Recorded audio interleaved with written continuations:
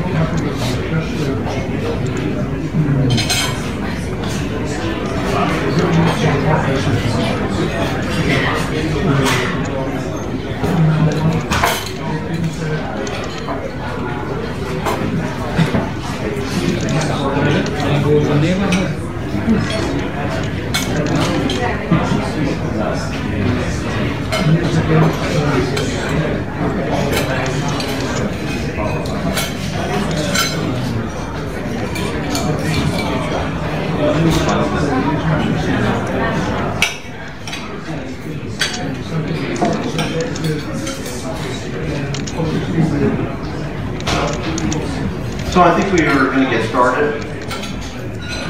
I know a number of people are still back at the buffet getting their food, but I'm sure you can hear us back there. This is a program, Post-Mortem for Cambodian democracy, the elections and Hun Sen's dictatorship.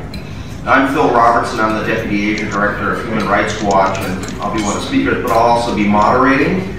We have an excellent panel, a number of people who have spent a significant amount of time in Cambodia, including people there just last week, or earlier this week, excuse me, for the election that took place on Sunday, and then also the immediate aftermath. And so we'll try to keep the points fairly brief. in the hope that we have plenty of time for question and answer at the end of the session. So think now about what you want to ask the panelists, because we will certainly have a long question and answer period. Without further ado,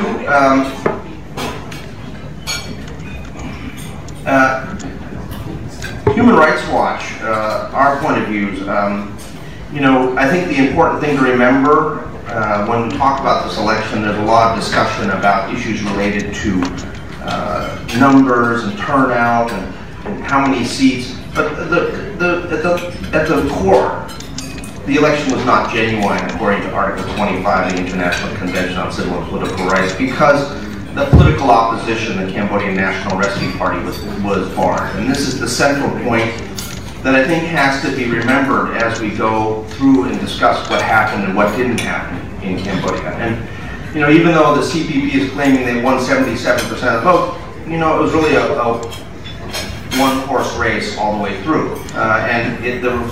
The result, the 125-0 result, I think reflects that fact. It's important to remember that the opposition, CNRP, had won 44% of the vote in the 2017 election. In that commune election was seen to be generally free and fair by international observers, including the European and others. And they had also won 44.5% of the vote in the 2013 national elections. Now the party has been banned. Its 118 senior leaders are banned from involvement in politics for 5 years. And this is all based on a Supreme Court decision from November last year, where there were conspiracy theories dressed up as facts in a decision that claimed that the CNRP was the head of a mysterious color revolution. I'm sure we can talk a little bit further about that in the discussion period. I know my colleague Kingsley has looked at this extensively in terms of that Supreme Court judgment. But the important thing to recall is actually on election day, the turnout was actually driven by an unprecedented campaign of intimidation, where the CPP, the ruling party, appeared to use whatever leverage it had over people to get them out to vote. This was all about defeating the CNRP's so-called clean finger campaign, the boycott of the polls. And this goes to the central point and the sort of unique irony of this election, that the India Inc., which had been so critical to prevent repeat voting in 2003, 2008, 2013 elections, when there were always problems with the voter rolls. This was the key sort of enforcement of a clean election. This time was sort of flipped on its head and became an instrument of voter intimidation. We were told of a number of different tactics, and there's a long list of other things that were done as well, but commune chiefs were telling people that they would not process their paperwork and official documents if they didn't go to vote. The family books, the official documents. Commune chiefs and village chiefs were at the polls, milling around for much of the day to see who did and didn't turn up. We were told that tuk-tuk drivers in Phnom Penh were being told that if you didn't go vote, you would not be able to go into the queue for the local malls and the hotels to pick up passengers. The workers were told, okay, we'll give you 3 days of leave. You'll be paid for those 3 days of leave. You can go up country and vote. But the factory owners are saying, when you come back, you've got to show us your finger, and you need to have voted. Otherwise, you might be at risk of losing your job, or at least not being paid for the days that you were taken to go vote. There are pressure on homeowners renting space to street vendors. Make sure the street vendors go vote, or don't rent to them anymore. Pressures on school teachers and other officials by senior officials saying you need to go vote.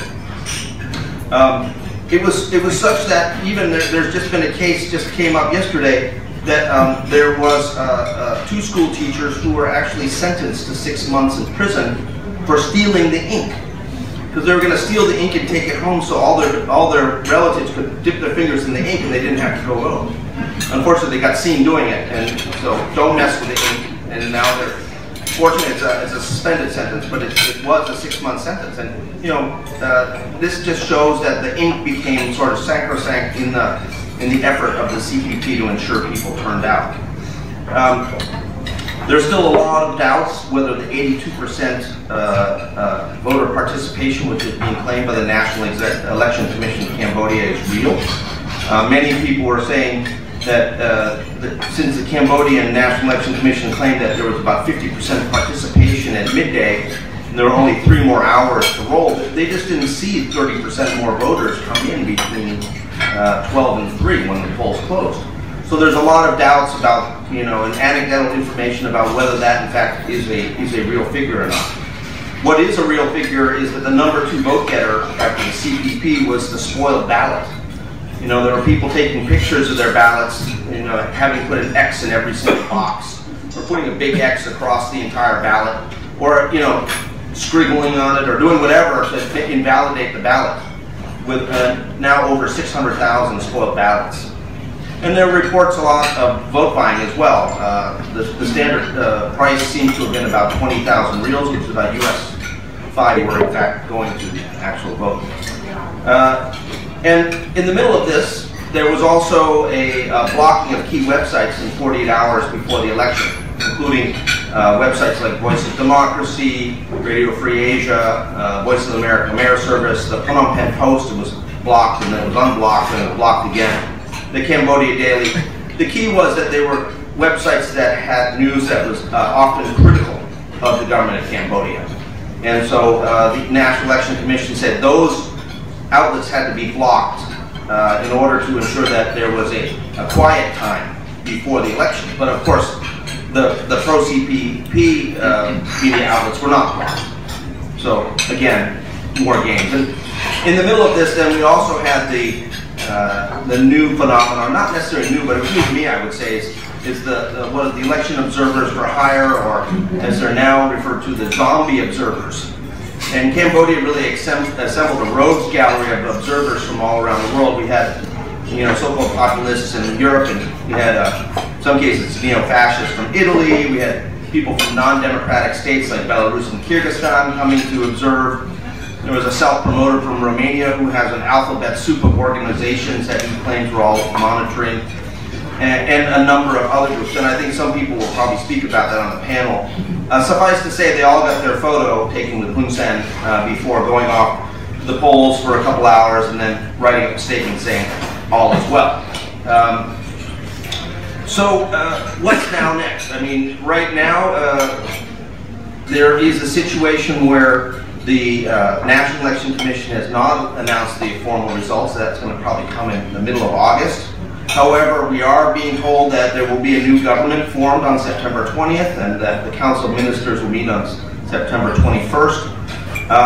We're also hearing now Hun Sen and Minister of Interior Sark Hang saying, well, geez, even though 18% of the people didn't go vote, everybody should be nice to them and nobody should discriminate against them. And the fear, of course, is that exactly what's going to happen, that there is going to be intimidation against people who are perceived as opposition activists who, despite all the pressure, didn't go vote. So we're prepared going forward for possible more human rights violations connected to the outcome of this vote, but also the fact that so many people were so clearly identified as being with the opposition because they decided not to go vote. So in terms of a brief overview, that's where we are right now. I'm going to now turn the mic over to Kingsley Abbott from the International Commission of Jurists, who just got back late last night from Cambodia, and will tell us some more of what he saw. Thank you very much, Phil, and good evening, everybody. Thank you very much for coming. I'm a senior legal advisor with the International Commission of Jurists, headquartered in Switzerland, but I'm based here in Bangkok. I think one of the most interesting comments I heard yesterday while I was in Cambodia, going around and visiting different people and asking them their impressions of the election, was a long-time Cambodian observer who said the best thing to come out of this election is that with 125 seats won by the CPP, a clean sweep, after the dissolution of the CNRP, the thin facade of democracy in Cambodia is now finally gone, and we can now all start talking honestly and directly about what is really happening within the country. I think, I'll just briefly cover some of what Phil said too. In the days leading up to the election, there was a lot of intimidation, and this came in from multiple different sources. There was pressure, particularly I think at the village and commune level all over the country. And one of the reasons for that, we have to recall, is that after the CNRP was dissolved at the end of last year, all of those seats, literally thousands of them, were redistributed, and mostly to the CPP, which means that at that grassroots level in every province in the country, those holding the levers of power are the ruling party. And so families felt very intimidated and felt that they needed to go and vote. The election, as I was told, became about whether you had ink on your finger or not. It no longer was about which party you voted for. People I knew and had dinner with talked about how their friends were getting phone calls throughout the day from their parents saying, have you voted? Go and vote. We've been told by the village chief, if you don't vote, then don't come to us afterwards if you've got any problems with your ID card or your family law, this kind of thing. So people were under a tremendous amount of pressure. But not only sort of the ordinary people of the villages, but also lawyers, I was told, members of the Bar Association felt that they needed to show ink. We also heard anecdotally that certain members of the military were called out on the parade ground and everybody had to show their fingers. Same with those in government jobs. People were receiving telephone calls. The NEC, the National Election Commission, for the first time was driving around the villages with a megaphone telling people, go and vote, go and vote, go and vote. But I think what's important is that the pressure and the intimidation on the day or the days leading up to the election is not really what is the most important part of an assessment as to whether an election is free and fair. An election is a cycle, and it's been recognised under international human rights law. It's written up in the European Union's election monitoring standards, that you start assessing an election the day of the last election. And what we've witnessed over the last 5 years in Cambodia has been the slow and quite a number of election monitoring booths from a distance. And certainly anecdotally, and from what we heard from our Cambodian friends, is that there was very little activity, unusually quiet. And I think then we heard the figures coming out, as Phil said, during the day. About midday we heard that there was 58% turnout. And then by 3:30 in the afternoon, it was 75%. By 5 p.m. it was 80.5%. And at the end of the day, it was 82.89%. It's very high. And I just want to note a word of caution about these figures, because there is naturally the tendency for people to want to analyse what happened at the election through the official figures of the NEC. Oh, it's interesting that that many people turned out to vote. Oh, it's interesting that that many people voted for the CPP, and so on. But I think it's important to really take a strong stance and reject all those figures. And the reason for that is because it's not really reliable data. Why do I say that? For obvious reasons. First of all, there were no independent election monitors within the country. Secondly, like I've said, at the village and commune level, it's almost entirely CPP dominated. We noted all kinds of intimidation in the days leading up to the election, including on the day. The National Election Commission itself had a very strong appearance of bias, and I think that was revealed through some of the speeches that we heard that the NEC gave after the election. And I'll just read one example from the Phnom Penh Post. This is the day after. It says the NEC spokesman on Tuesday rejected criticisms from the international community, including the EU and from Australia and the UK and others, saying these statements have political characteristics and do not focus on the technical work of the NEC. They are confused and do not reflect the will and the real needs of the Cambodian people. And this tantamounts to interference in the internal affairs of a sovereign state. And then the spokesperson of the NEC, on whose statistic we're all relying, goes on to say, the statements by foreign nations do not reflect the reality of Cambodia. These countries need to study the real reasons behind the absence of the CNRP at the elections. And also, as I've said before, and as is contained in some materials from the ICJ sitting up by the bar, this process over the last 5 years through the misuse of the law was a long time coming. We saw, first of all, a change to the law governing NGOs, closing civil society space. We saw a law passed that allowed for the dissolution of a political party. Then other laws saying that if a political party is dissolved, then those seats can be passed out to other parties. And it was only weeks after that happened was the CNRP dissolved and all of its seats were handed out. Then there was a change to the constitution saying that it became an offence if a person says something contrary to the interests of Cambodia without being fined, and so on. And then on the morning after the elections, this is how it felt to be in Cambodia. I woke up in the hotel and I reached out for the newspapers to see what was said about the elections. And in the Khmer Times, there was an editorial by the editor of the Khmer Times, and I saw people all around reading this. It was for free in the hotel. A lot of tourists are reading it.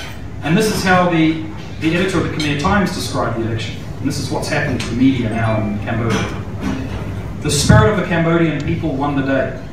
Cambodians rose up from the ashes of the genocidal regime, endured immense hardships, and now have told themselves that they want democracy to work in the spirit of the 1991 Paris Peace Accords.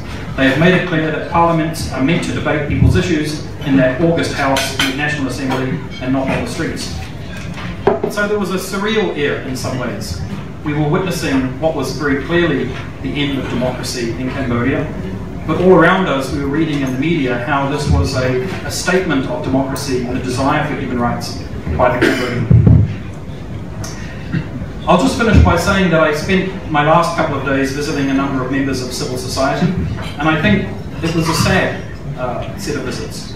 I think these people, many of them have been working tirelessly and at great personal cost for years now, promoting democracy, promoting human rights, promoting the rule of law in the country. And there they are sitting with almost 100% media control, almost 100% control of the ruling party in the communes and in the villages, 100% nearly in the Senate, a clean sweep of the National Assembly, a set of laws that can now be deployed at the will of the ruling party to control the media, to control citizens, to control civil society. And they said to me, really, we don't know where to turn now. How do we help the people that come to us and ask for help? The entry points are all closing.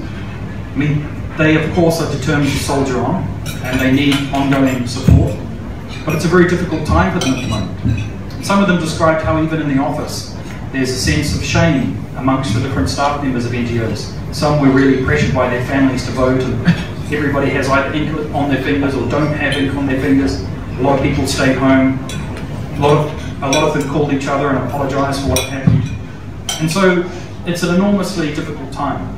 And I think there was also some disappointment by civil society at some of the statements of the international community, I'm sad to say. On the one hand, they very much welcomed that these statements came out saying that those elections were not free and fair, and recognising it as such.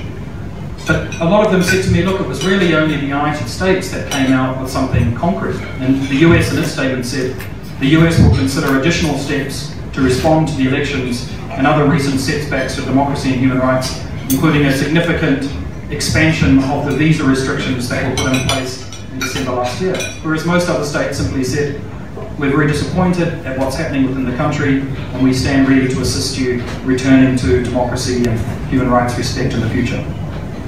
I think there's a lot of challenges ahead of us. I think the biggest challenge for those of us who are wanting to move the dial on human rights and the rule of law is that a lot of discussions about human rights and the rule of law pivoted around this election. And now the election has passed and there won't be another one for another 5 years. It's important to keep Cambodia on our agendas. And it's important to recognise that the old wisdom of Cambodia always being in a perpetual cycle of Hun Sen restricting civil liberties in advance of elections and then lessening them after elections have passed needs to be revisited. And the reason I've said that is because we're now in a fundamentally different period. It's a new paradigm. And one of the main reasons for that is because the underlying legal and constitutional framework of the country has changed. And so the next 5 years are going to be considerably more difficult than the preceding 5 years and those years before. Thank you very much, Kingsley. Now we're going to turn to John Kavanaugh from NDI, who had the pleasure of being expelled from the country and has followed Cambodia very closely, both before and after that. And I think we'll have a lot of pertinent points to make about what we've seen in Cambodia over the last several weeks. Yes, thank you, Phil. Good evening, everyone. Yeah, my name's John Kavanaugh, NDI Country Director for Cambodia. And I was indeed expelled from Cambodia. I want to be clear, it wasn't over the last weekend, it was about a year ago when NDI was working with political parties, both the CPP and the CNRP and some smaller parties in Cambodia. We did a lot of work around the commune elections.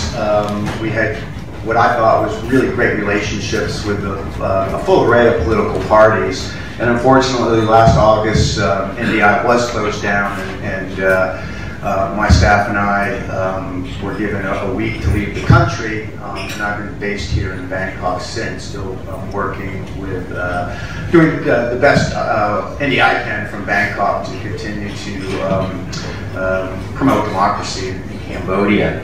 I think a lot's been said about the election and the actual event on Sunday. I think my colleagues Phil and Kingsley summed up the day quite well. Just reading through a lot of the coverage of the event, there have been a lot of pretty accurate statements. I found the UK's, United Kingdom's Minister for Asia and the Pacific's, Mark Field's comments rather succinct. So just indulge me while I quickly read it to you. It's brief. I think it encapsulates the environment around the event quite nicely. It said the Cambodian national election was undermined by the authorities well before campaigning started and resulted in an election that was neither fair nor credible. The potential for a legitimate, free and fair election was stymied when the main opposition party, the Cambodian National Rescue Party, was dissolved in November 2017. This was particularly disappointing following the more open commune elections in June 2017. The Cambodian authorities have demonstrated clear disregard for the key tenets of a functioning multi-party democracy, as well as the dissolution of the CNRP. Examples include the imprisonment of CNRP President Kem Sokha, the banning of 118 CNRP members from politics for 5 years, and a crackdown on independent media. There was no credible opposition with the opportunity to challenge the government. In a democracy, no government has the right to choose its opposition. It finishes by saying the UK government will continue to urge the Cambodian government to demonstrate its commitment to its citizens by lifting restrictions on political debate and media and by creating the conditions for proper functioning democracy. Now, I guess, from my perspective, and I've been working intimately in Cambodia for the past 4 years of my life, and what I've come to know is that in the Cambodian political system, the government, the Hun Sen government has employed this modus operandi, if you will, of dramatically restricting the space for political discussion and for democratic participation when it needs to, okay? And then after it achieves its short-term objectives, it sort of relaxes the pressure and allows the space to reopen up for some type of return of democratic expression. And in the run-up to the election that occurred on Sunday, a lot of people, universally people were concerned about the contraction of the space. Many people were, including myself, were sort of confused by the sort of attenuated response of the international community. It's like, why are capitals, Washington, Brussels, EU, Australia, why are they not taking clear action to try and hold this government accountable? And there are many mechanisms with which the Western powers and the global community, the United Nations, can do this. But besides some targeted sanctions from the U.S. and some other initiatives, including the European Union study of the withdrawal of the favorable trade relationship, everything but arms, with Cambodia, The response from the global community has been disappointing.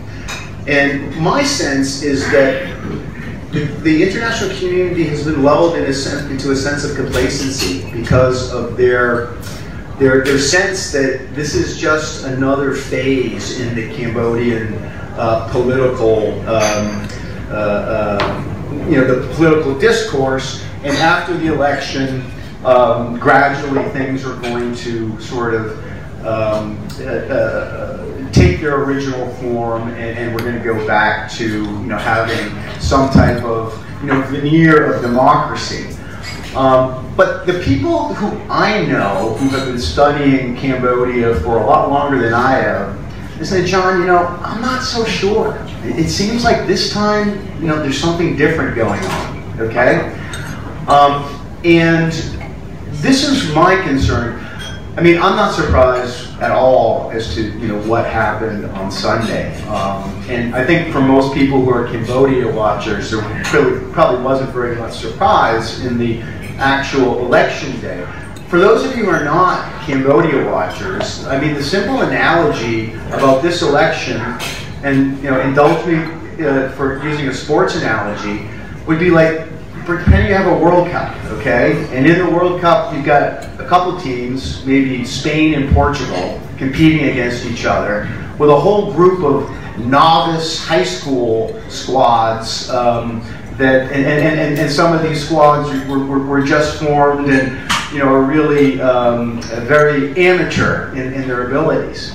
And then through some type of biased judicial process, and not picking on either Portugal or Spain in my analogy, but Spain finds a way to exclude Portugal from the competition, and they move forward and they have a competition with all these novice teams, and they win this glorious election. I mean, that's the nature of the competitiveness in this election. Okay. Now, I had thought that the objective, Hun Sen's objective in this event would be to make sure that the CPP had a majority in the National Assembly. Okay, they have a 2/3 majority. They're pretty much able to do anything they want. Okay, and that by having only a 2/3 majority and leaving some seats to some of the minority parties that participated in the event, that would continue with this sort of veneer of multi-party democracy in Cambodia and this veneer of multi-party participation in the National Assembly. But frankly, I was really surprised when I heard that the CPP was taking, all 125 seats in the Assembly. I mean, they didn't need to do that. And to me, that just sort of illustrates that Hun Sen feels that he can act with complete impunity. I mean, he's, contracted the space for democratic participation in a methodical manner for, about a year or a year and a half, preceding the election, and no one held him to account. So now he goes into this election, and he's emboldened to the point where he feels that, he can have a democratic election which yields 100% victory for his party, and that's what he's going to try and present to the world as his successful election and the Cambodian proof of having multi-party democracy.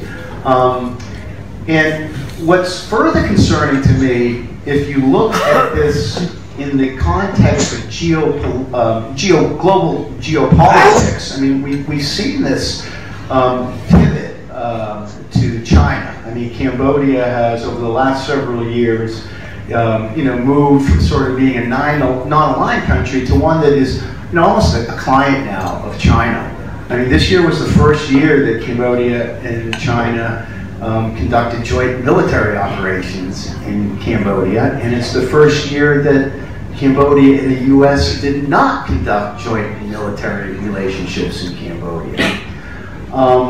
And then when you see the fact that the CPP is now going to enjoy 125 seats, 100% of the seats in the National Assembly of Cambodia, I mean, it would seem to me that the next move would be for some potential type of constitutional amendment, which would constitutionally do away with elections and move closer to a Chinese or Vietnamese system, whereby Cambodia's national leadership would be selected by virtue of an inter-party vote by the CPP. So I think that's what we could be looking at if people don't quickly realize what's going on and that the global community doesn't take greater action in holding the government accountable. From Correll Antonio, who's representing the Asian Network for Free Elections. NFRL actually has members in Cambodia, and they decided not to formally monitor the election. And Correll is going to give us a perspective from the election monitoring organizations and speak about rights and maybe even zombie observers. Of course. Thank you, Phil. Good evening. I am Correll from the Asian Network for Free Elections. So prior to the elections, we did release a preliminary assessment of the pre-election conditions in the country. And in that report, we concluded by saying that with the conditions in the country, free and fair elections cannot exist. After all is said, we've witnessed the elections, our position remains the same. The Cambodian elections remains bereft of any feature that would characterize any democratic elections. So from our perspective, these elections only has one purpose, that is to deodorize the decaying situation of democracy in the country. But even for that purpose, it doesn't perform well. When you look at how the NDC is presenting its narrative on orderly elections, of an elections where 80,000 election monitors participated, where 20 political parties did contest, they were presenting a narrative that cannot compensate for the injustices which the local Cambodians experience on a daily basis. No, we have witnessed in our stay in Cambodia during the pre-election assessment period that these people do actually live in fear and intimidation, and undue influence in their choices. So come election day, the NDC did present figures that would present an election utopia, shall we say. So you have their election turnout of 82% and a 9% of invalid votes. These figures, from our point of view, mean nothing, mainly because there are no people who can verify if these are indeed trustable figures, if these are very truthful figures. They made the environment, the election environment made it impossible for independent observers to actually participate in the elections in a meaningful way. But let me give a bit of a sideline. No? The NDC presented the 9% voter invalid votes. From our point of view, these are votes of protest. And we say that because even for a ballot, which you only have to take one position, one box, it is an astronomical figure. 600,000 Cambodians, can you imagine 600,000 Cambodians committing an error to take just one of the boxes in that ballot paper? This is scandalous, no? Now, the NDC presented this as a failure of voter education.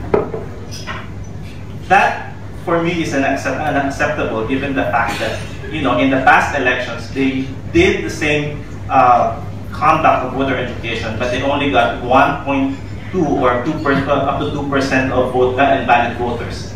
What explains the astronomical increase in that invalid voters?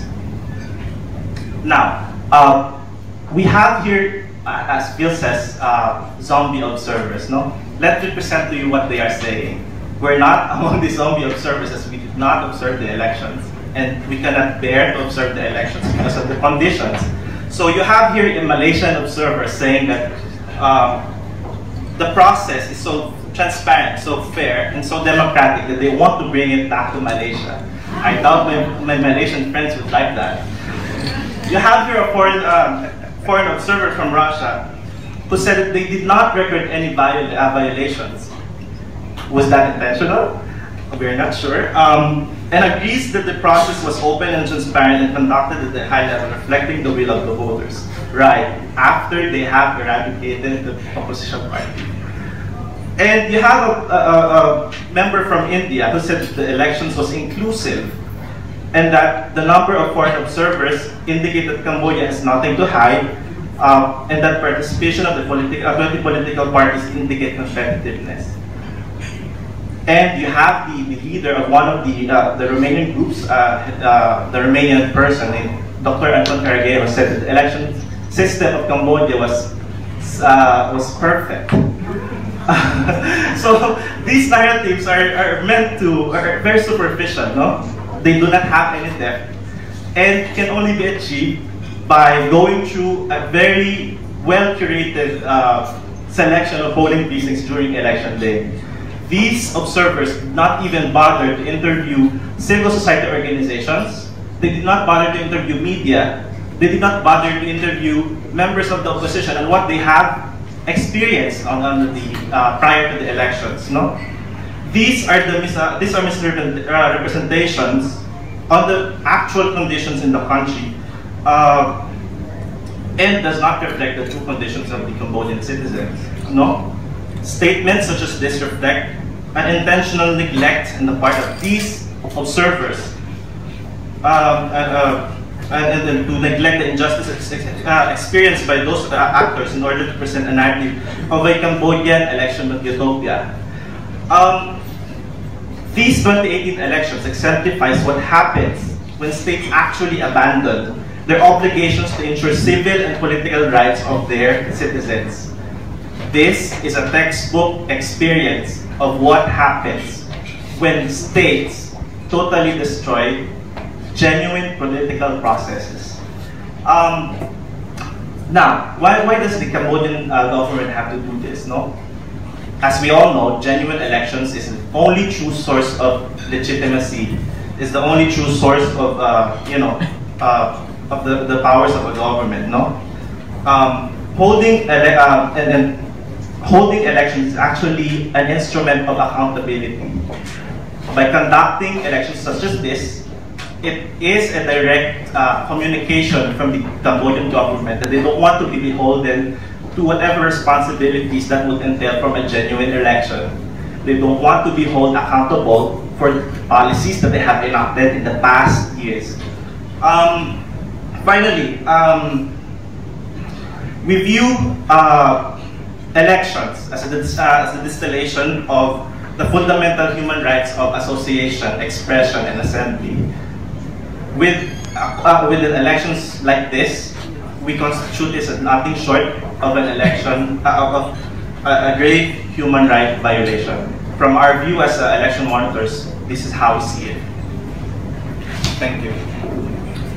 Thank you very much for that, Carl.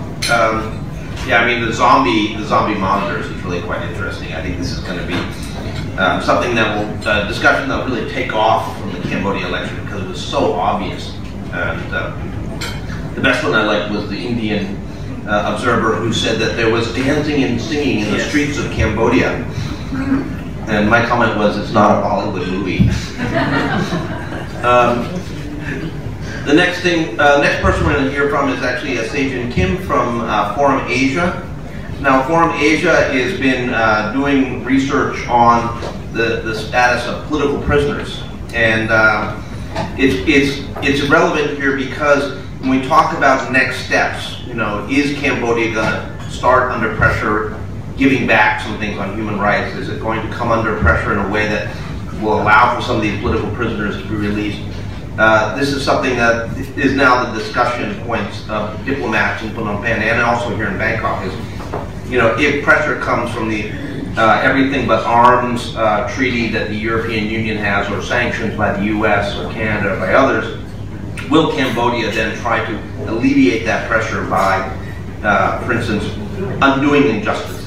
And some of the injustices we're really seeing right now are, of course, against the human rights defenders. So Sejun Kim's going to talk a little bit about that and who we're talking about and why these people have been in prison. Okay, thank you, Bill. My name is Sejin. I'm with Forum Asia, and Forum Asia is a Asia Regional Human Rights Organization and based in Bangkok. And we have members across the Asia, 19 Asian countries. And today I'm going to focus on the analysis on the situation of human rights activists, journalists, as well as pro-democracy activists in Cambodia in the past 2 years. This is the context that last July's election took place. And I will also share the possible brief scenario, especially for human rights defenders in the country after the election based on our analysis and observations. Forum Asia has a dedicated database which we collect in case of abuse and harassments against human rights defenders in Asia. With the shrinking civic space across many Asian countries, this worrying situation has a direct implication to defenders working on the ground. And Cambodia is not an exception in this disturbing trend. In this reason, Cambodia has been one of the key countries that Forum Asia has been monitoring closely in the past years. Our data was collected and documented from the 1st of July 2016 to 31st of July 2018 for 2 years. And as you can see from the slides, that the Forum Asia documented that both the states and non-state actors targeted 119 individual human rights activists, NGOs, journalists, and local community, as well as pro-democracy activists in the country. And they were under attack because their work on promoting and protecting human rights and democracy in the country. From the case reported and documented, around 38% of NGOs and their staff members were under attack, while 29% of land and environment rights defenders from local communities were harassed and intimidated. And also around 16% of pro-democracy activists were under attack, as well as 8% of journalists and the media. So from this figure, you could see that both NGOs and media who actually play crucial roles to highlight human rights issues and also to hold the Cambodian government accountable were particularly targeted and under severe attacks. And therefore, it became more challenging for them to continue their work, especially sharing information related to human rights issues and as well as democracy in the country. We also observed that attacks and harassment against these groups have been intensified after especially the June communal election in 2017. In terms of freedoms and rights affected by this abuse, freedom of expression and assembly and association was highly affected. And these freedoms were accounting for almost half of the total case. And especially 13% of rights violated were related to online freedoms as well as media freedom. And furthermore, 8% of cases were about the right to political participation. And another interesting fact is the business human right, which related to right to land and environment, scaling up until 19% of the total case we documented. And also, judicial harassment against human rights activists is the most common type of harassment to delegitimize the work of human rights defenders in the country. As you can see that around 45% of judicial harassment cases were documented by Forum Asia in the past 2 years. And also most of the cases, judicial harassment against NGOs, journalists, and other human rights activists were often accompanied with arbitrary detention and arrest. Another interesting fact is that around 21% cases were about the administrative harassment against NGOs, media outlets. And it is actually important to note that those use of repressive laws complemented with fabricated charge are the typical way to judicially or administratively harass NGOs and media outlets. And also, it is important to mention that we also noticed that there has been increasing digital and online attack and also intimidation against human rights defenders, CSO in the country recently as well. So based on these figures and numbers, Forum Asia identified 5 general trends of violation of abuse against human rights activists in the country. So first one is prevalent judicial harassment against human rights defenders. I'd like to share 2 related cases. First case is about Ted Benny. You can see the picture on the left. She's a women human rights defenders working on land right issue in Cambodia, particularly on Bangkok Lake campaign, which to stop a joint development project by both Cambodian government as well as the private company. And Thepeni, she's currently serving 2.5 year sentence on the groundless charges over the land right protest. And she has been in prison for more than 700 days. And also this month will mark the 2 years since she has been in detention. Another implementing case I would like to share is about the Radio Free Asia journalist. Last year, November, and 2 former Radio Free Asia journalists were arrested by police, and then later they were charged with the treason and sent to pre-trial detention. And their request to bail has been denied, and they are still in the prison until today. And another analysis that I would like to share is the increased administrative harassment against NGO as well as media outlet. And as Kingsley mentioned, that we also observed that the Law Zones Association and NGO, which called LANGO, and also other administrative law, such as taxation, were used to attack some of the NGOs and media outlets. For instance, September last year, Cambodia daily newspaper was forced to stop their operation due to tax dispute.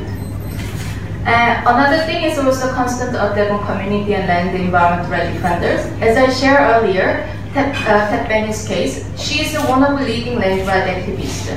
However, she's not the only one, and there are many activists under attack because they want to protect their land and environment. And also trying to raising their voice and concern by exercising their right to freedom. And another trends that we also identified is a continued targeting pro-democracy activists, including also opposition party. As other colleague shares in their presentation, Forum Asia also identified this as one of the key trends in Cambodia, especially before the elections. And the last one is increased restriction of freedom of expression, assembly, and association, but in particular that related to online freedom and also digital online attacks.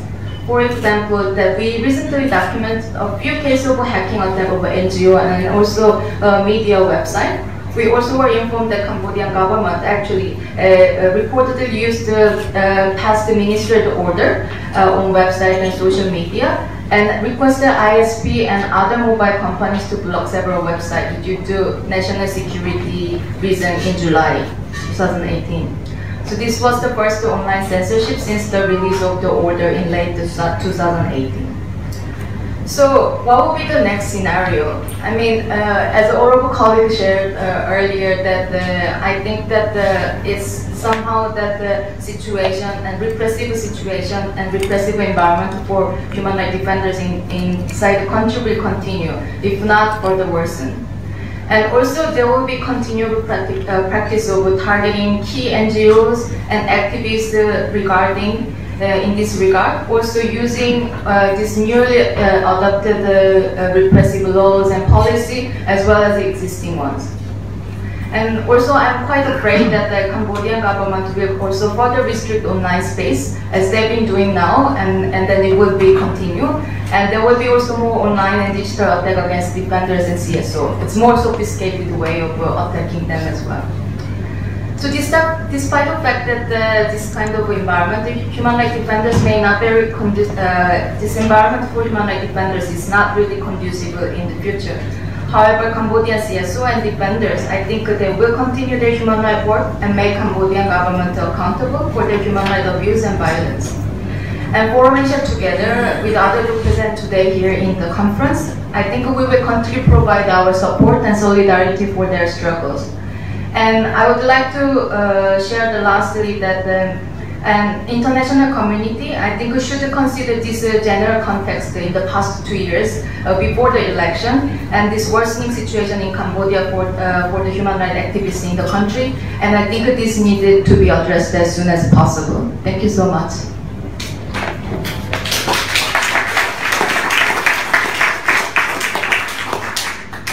So to summarize, Cambodia is a human rights and democracy disaster. We now are sort of looking at what's going to happen next. Of course, there has been a lot of strong statements by various different development partners, governments, looking at the situation in Cambodia. Right now we're seeing perhaps 2 or 3 sort of lines of next steps in terms of pressuring Cambodia. One, of course, is the discussion about additional Magnitsky Act type sanctions by the U.S. and other countries.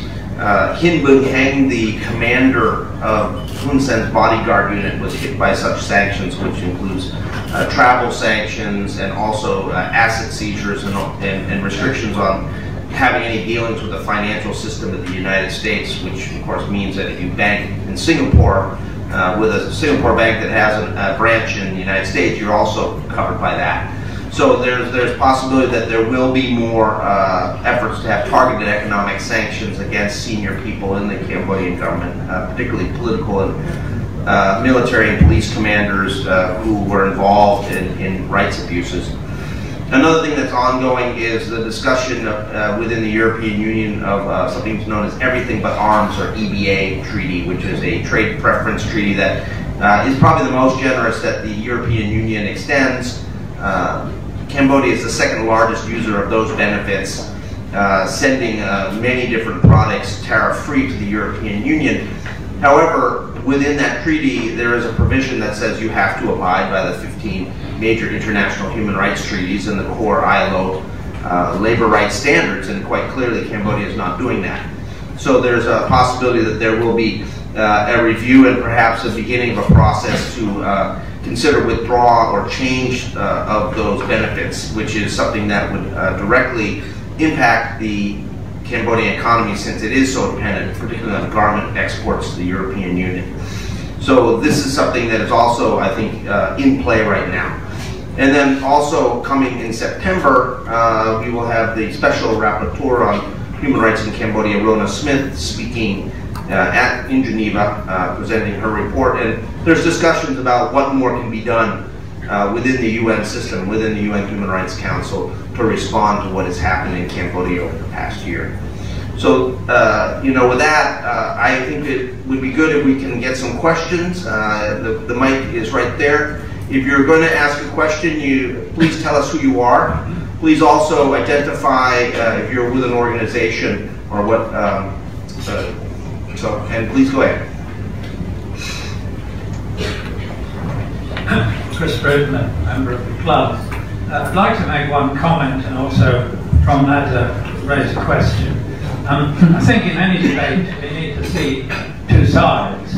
And what I'm listening to tonight, I'm hearing a lot of valid comments, but I'm not hearing the Cambodian side or the CPP side or indeed the Khmer side. I didn't see any Khmer speaker today. So don't you think that we're being a little bit biased ourselves?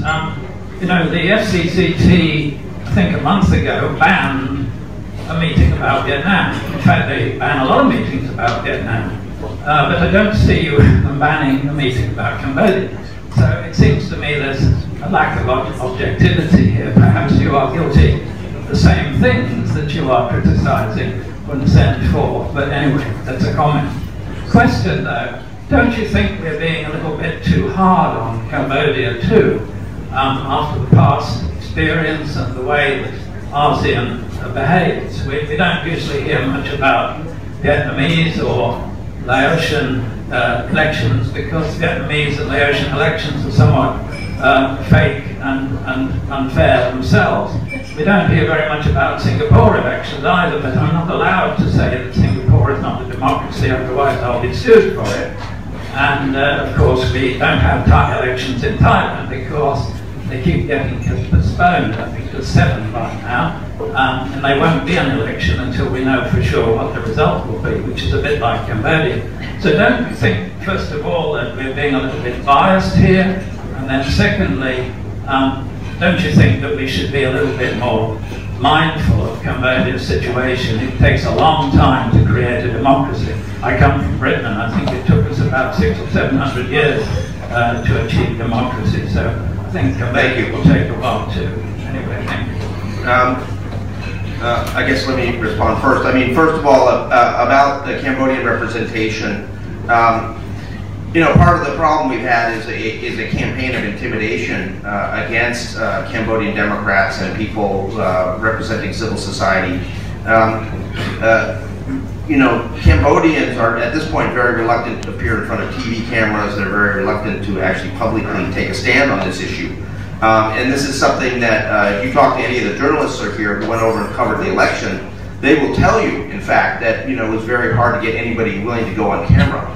That also applies speaking in a fairly high-profile place like the Foreign Correspondents Club, where it's anticipated that the Cambodian government, the Cambodian embassy will find out who's been speaking and what they've been saying, and there might be potential retaliation against that. So there's a reason.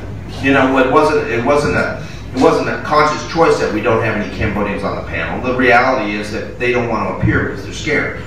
So, this is something that we've been dealing with. I mean, I think I would much rather have a panel of all Cambodians up here speaking rather than having us speak. But, until such time as the intimidation ends, that's not the case. Now, I don't know how you feel about the UNTA process and the fact that, several $1 billion of the international community's money was put into Cambodia to restore human rights and democracy back in 1993, and that this was something that post-Cold War was going to be the new model of basically ending the Cold War conflicts and bringing shattered nations back from the brink. But I actually believe that when we talked about having democracy, that actually we should have it, and that it. The fact that Laos is not democratic and Vietnam is not democratic, is a sort of a lowest common denominator approach, which says we can't do better in one place because all the other places suck. So, I don't really buy your argument. Would anybody else like to speak? Yeah, so just for the record, when we were organizing this event, I did suggest that we perhaps invite some members of the CNRP, but for the reasons that Phil just explained, we decided not to do that. But the CNRP did hold a press conference, a post-election press conference in Jakarta. I think it was on Monday night. I have a copy of their statement. I won't read the whole thing, but just to make sure that we are delivering an unfiltered CNRP response, and this is the CNRP's response. It's not mine, it's not NDI's, it's not the panel's. But it says the July 29 election marked the death of democracy in Cambodia, a new dark day in its history. It was to be a celebration of democracy where people would have exercised their right to choose their own government. Unfortunately, that choice had already been made for them before polls opened. Until the very last moment, we have worked and hoped that there would be a reversal of the series of decisions from the past months to completely destroy the Cambodian democracy. The ruling party, however, moved ahead with a sham election in full breach of the Cambodian constitution and the international commitments, obligations of the country. Subsequently, what was left of a democracy in name only has been replaced with an outright dictatorship. We resolutely reject this costly electoral circus and its dangerous consequences. There's a lot more, and I'm happy to share a copy of this with anyone who would be interested. And then I'd also say that, I think one of the things that is needed, and I don't have the answers, is some type of process for national reconciliation. And if parties were willing, there's a lot of international organizations who would love to create a platform or a foundation to bring members of the Cambodian government, the CPP, the CNRP, and other stakeholders together to identify ways to sort of, bring back this system of democracy. And as Phil had mentioned, the Paris Peace, through the Paris Peace Accords process, Cambodia has made very clear commitments to democracy. Vietnam has not, Singapore has not, and I agree completely with Phil's perspective that comparing Cambodia to these countries and suggesting that the reason we're not being fair to Cambodia because the bar is so much lower elsewhere in the region. There's a different set of historical factors, and obviously the West's record in Cambodia is abysmal. and a lot of egregious errors have been made by both Cambodian leaders and international leaders that have brought us to this situation. But the Cambodian government has made clear commitments to democracy, and they have clearly not met those commitments.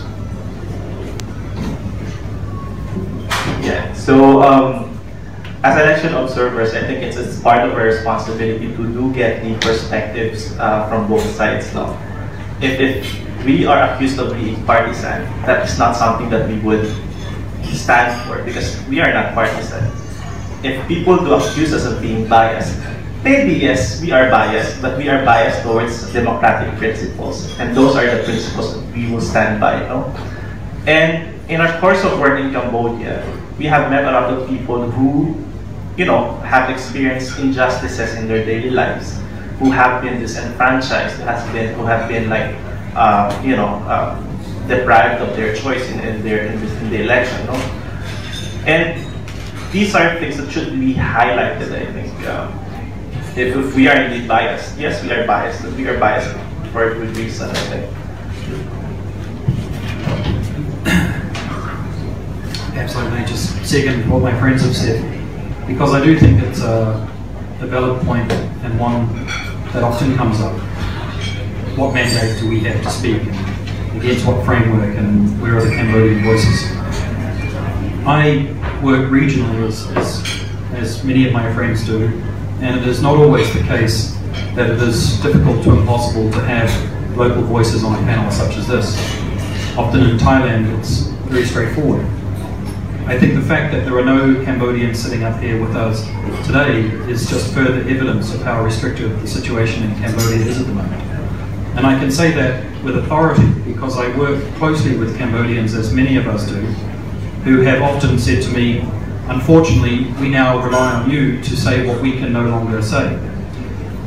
You either have to be quiet or living permanently in exile in order to speak publicly.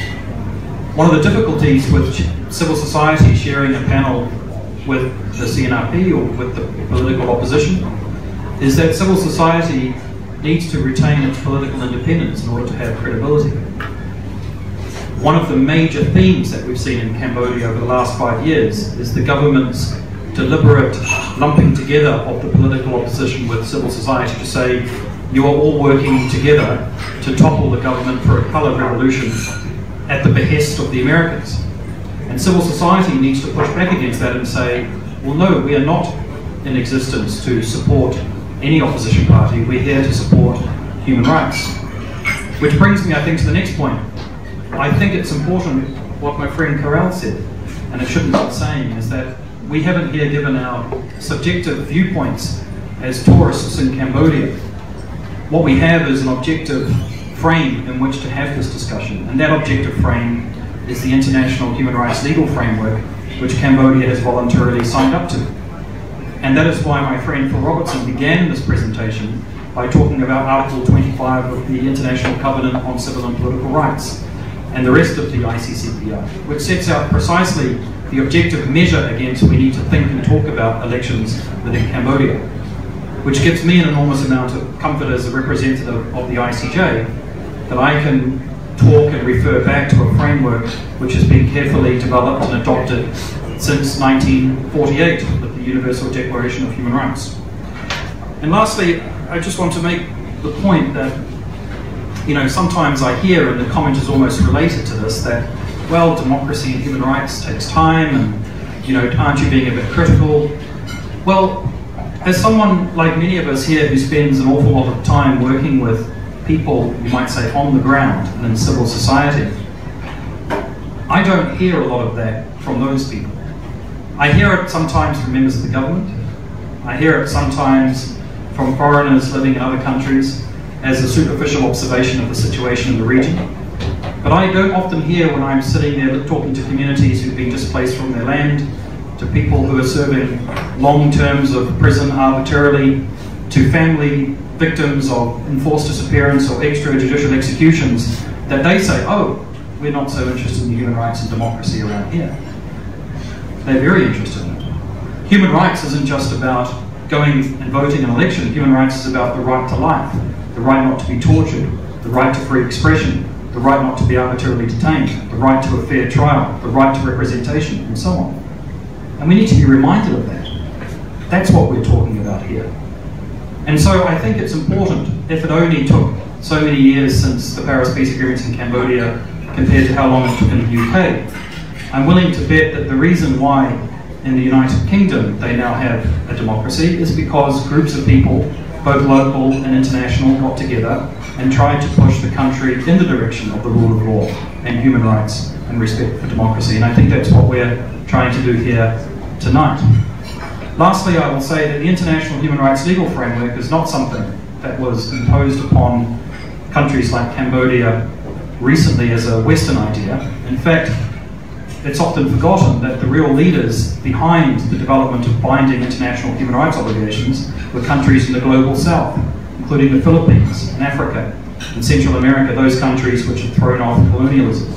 It's now become something that people say, isn't this an objective measure that you're imposing on these countries? Well, no, actually, some of these countries were those that really led the charge back in the days after the Second World War. Okay, next question, please. Hi, my name is Anand from iLaw, a local organization here in Thailand. Just wondering, because iLaw is focusing on freedom of expression, one of the aspects we focus is lèse majesté, and we heard that in Cambodia, lèse majesté has been adopted early this year. So I was go through the internet like a few days ago, and there's something pop up saying something like it's a campaign against going to vote. Campaign against election, say something like, since the Cambodian king doesn't vote, we are not going to vote, as a protest to the government. So I'm wondering about lèse majesté in Cambodia, whether in the general context as well as the election context, whether it has been used against any person who made a comment regarding to the Cambodian politics in Cambodia. Thank you.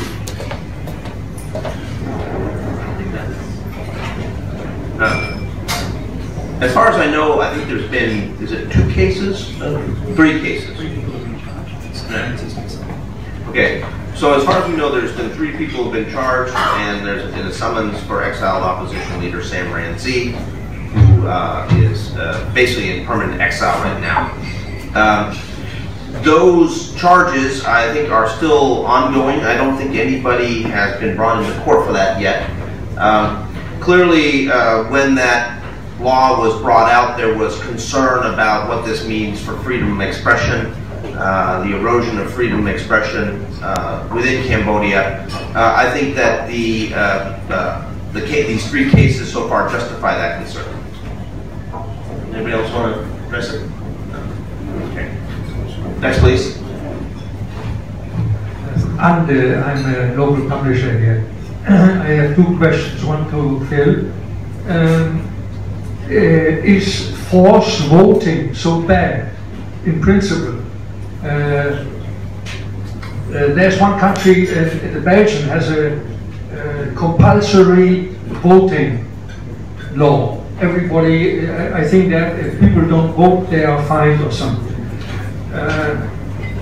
I think the people can always say, invalidate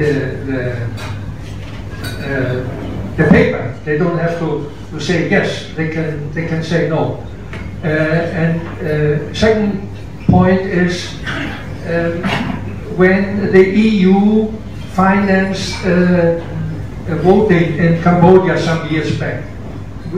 We had a panel here, and there was one EU ambassador, and he justified this, and Sam Rainsy was on the panel, and I asked the question, are the Europeans so ignorant that they didn't know the vote rigging, or was it an exercise to rubber stamp Hun Sen? And it seems to me, if the Europeans or other Westerners are quiet, it seems to me like before, they don't really care, as long as it looks okay.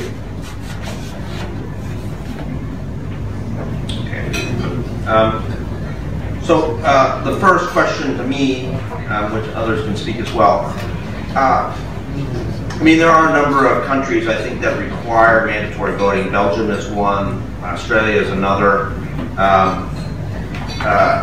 You know, the question of whether that's required or not, I mean, I think that is an issue for those various countries, and I think it's an ongoing concern, but the reality here in Cambodia, it's different.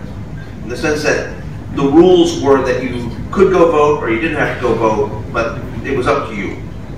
But what we saw was a campaign of active intimidation using almost any sort of leverage that the government could find, whether it be over your documents, over your livelihood, over the property you own, over rental property, you know, with even the cases of you know, senior monks telling other monks that they have to go, officials telling their subordinates they have to go.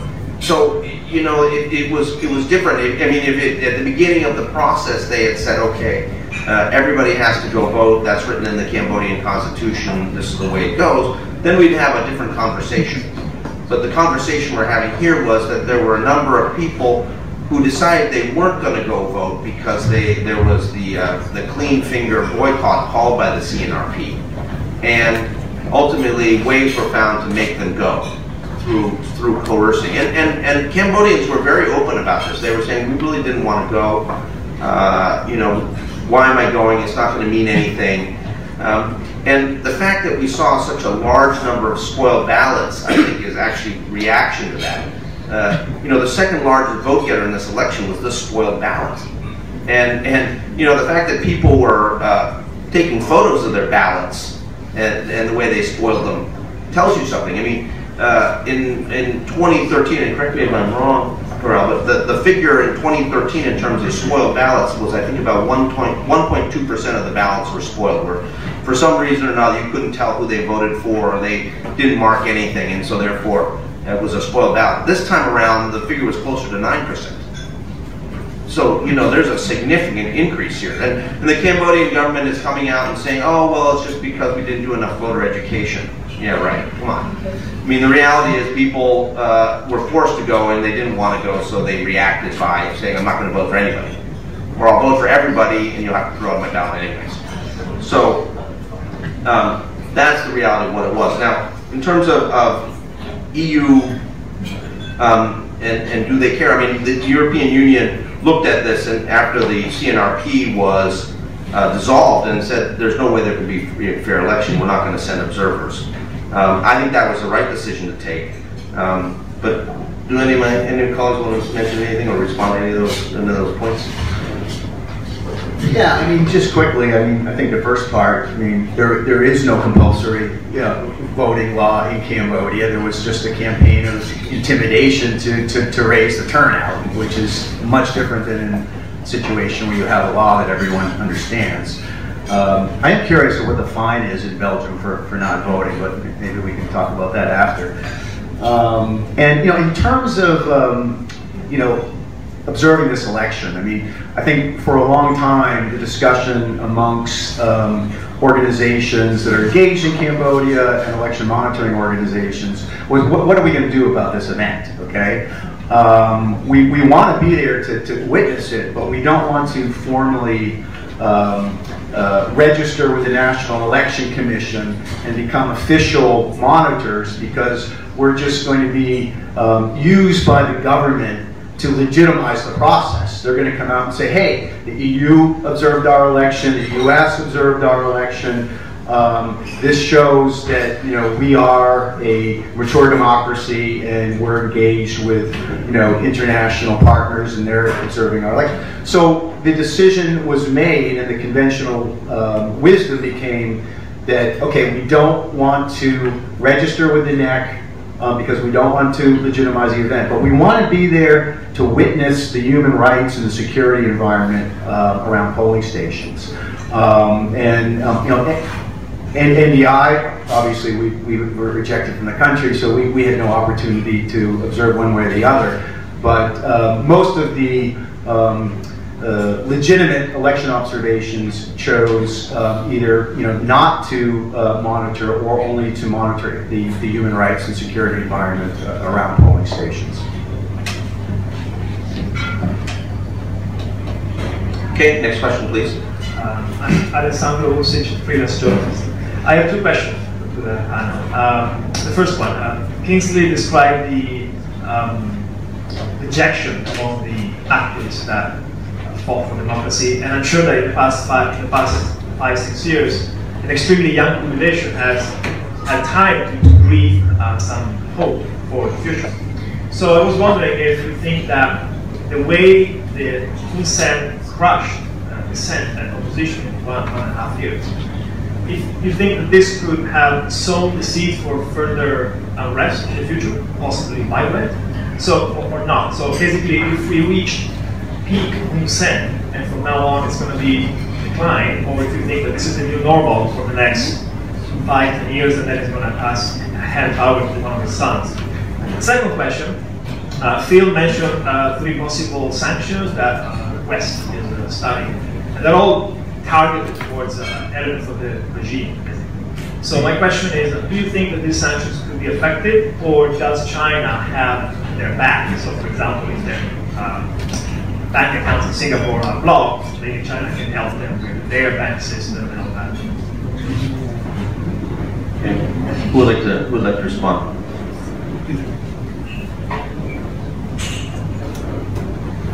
Potential for further unrest. I think it's a good question, and one that we get asked often, and one that is frequently talked about.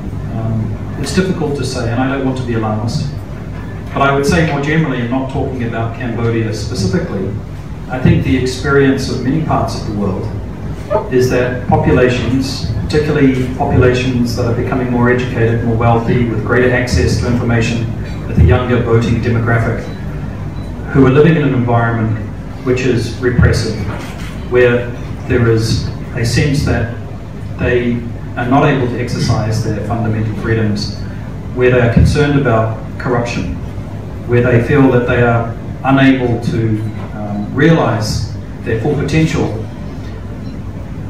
has the potential always for people to get so angry that that anger boils over. And it's one reason why governments all over the world should know that recognition and respect for human rights and the rule of law leads to a happier population, which leads to a greater economy and sustainable development and so on. I think in Cambodia, it's difficult to say. We all know that Cambodian people have been through a lot. There were protests in the streets in 2013 and 2014, and I was living there then. And I remember seeing not only the exuberant celebration of that vote in 2013 by young people for the CNRP, when I was on my motorbike and surrounded by a motorcade of young Cambodians shouting number 7, I think they were on the ballot. And then later, after there was concerns about the vote, the CNRP voters gathered together with other groups, people who were protesting the minimum wage and unions, and that resulted in people being shot and killed on the streets. And there was no accountability for any of that. And since then, things have been quiet. So the answer is, I don't know, but I think it would be naive not to be concerned about it.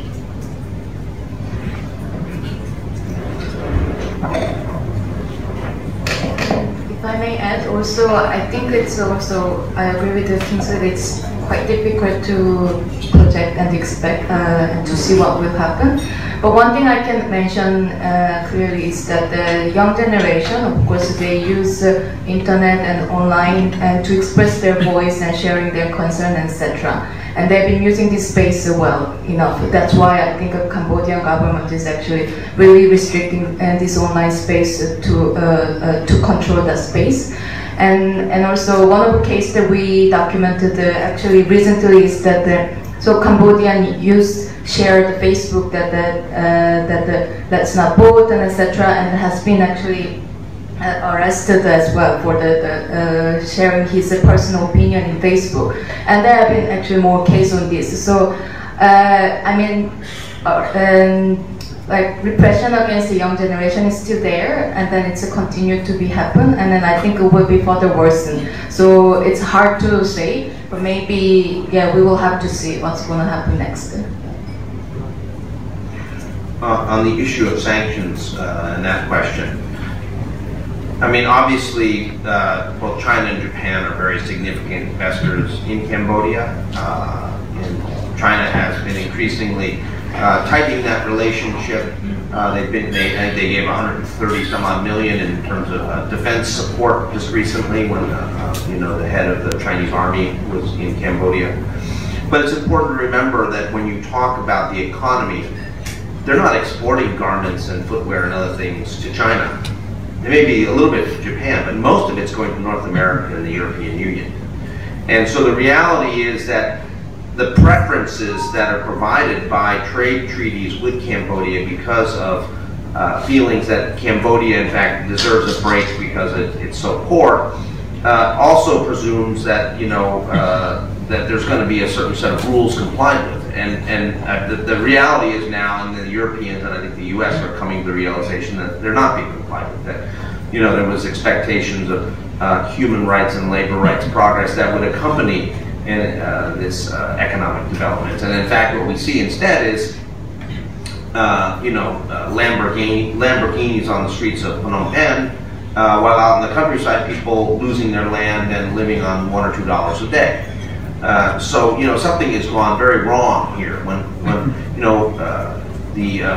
When Global Witness estimates that Hun Sen is worth between $500 million and $1 billion himself, not counting what his family has, it indicates that there is a kleptocracy that is operating here beyond just rights abuses and subversion of democracy. So China may have his back, but it's not going to be able to deal with the issue of the exports. And it's important to recognize also that there's been a change over the years in the composition of the factory owners in Cambodia, and now you've seen a very significant influx of Chinese from the mainland coming in.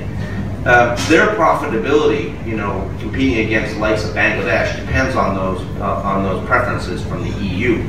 If they look to lose those preferences or have those preferences scaled back because of things that the Cambodian government has done, they're going to be pressuring the Cambodian government through the Chinese government to actually sort of make concessions. And I think that is the dynamic we're going to be looking for, is how are these various different sources of pressure actually going to result in some human rights improvements. I mean, we may see, for instance, the release of Kem Sokha or Tep Vanny or other sort of prominent human rights defenders or political opposition people. But the bigger question is whether there's any sort of changes in the kind of laws that have been changed by the CPP to favor themselves that Kingsley mentioned, or the restrictions on NGOs, the restrictions on trade unions. And again, we just don't know yet. But I mean, we're entering the beginning of a process, I think, where there will be an increased negotiation between parts of the international community in Cambodia about what Cambodia has to do to try to get back into a sort of normal relationship with the West, at least. Maybe I could just add briefly to that, because I was reflecting on it a couple of days ago when I saw some prominent Cambodian analysts saying, okay, government, now the elections are over, please release Kem Sokha and Tep Vanny. And this is unfortunately part of the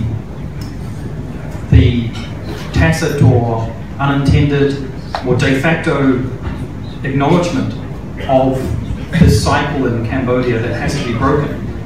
Of course, Kem Sokha and Tep Vanny should be freed, but I think it would be a mistake for the international community this time around to play into that cycle and say, okay, now the elections have passed, where's Kem Sokha, where's Tep Vanny, and we're back on a normal footing again. Like Phil said, I think there needs to be a serious rethink about where we're at with Cambodia.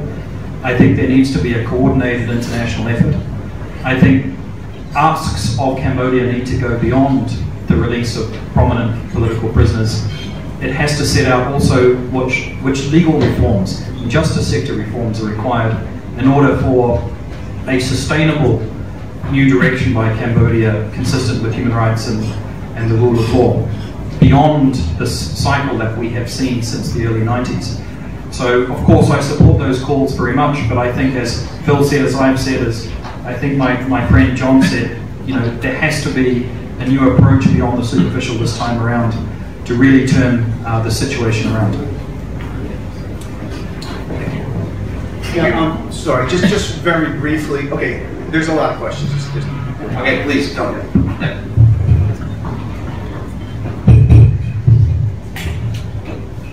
Good evening.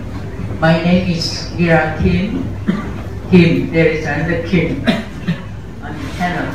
By the way, usually I'm the only North Korean in the audience. Well, I thought, why not prevention rather than sanctions? But Secretary Kim, she talked about this online thing, but I still have a question. In this age of online, is there any way possible for us, for Phil, to educate the eligible voters of Cambodia or any other country, such a case, including North Korea?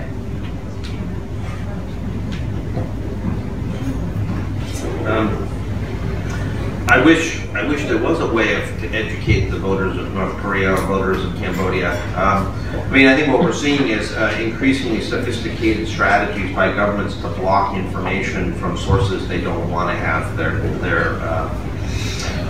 people read. What we've seen actually over the course of the last year has been a pretty unprecedented crackdown on independent media in Cambodia. Radio Free Asia was thrown out. Cambodia Daily was shut down. The Phnom Penh Post was basically sold to cronies of the former Sarawak chief minister, who's now sold it to another crony of Hun Sen. Voice of Democracy is essentially blocked. And we're seeing now with this Brakas, this announcement of the three ministries working together to ban content, more and more efforts to really sort of stop people from being able to access certain websites. And they actually, in the lead up to the election, right before the election, they proved they were able to do it.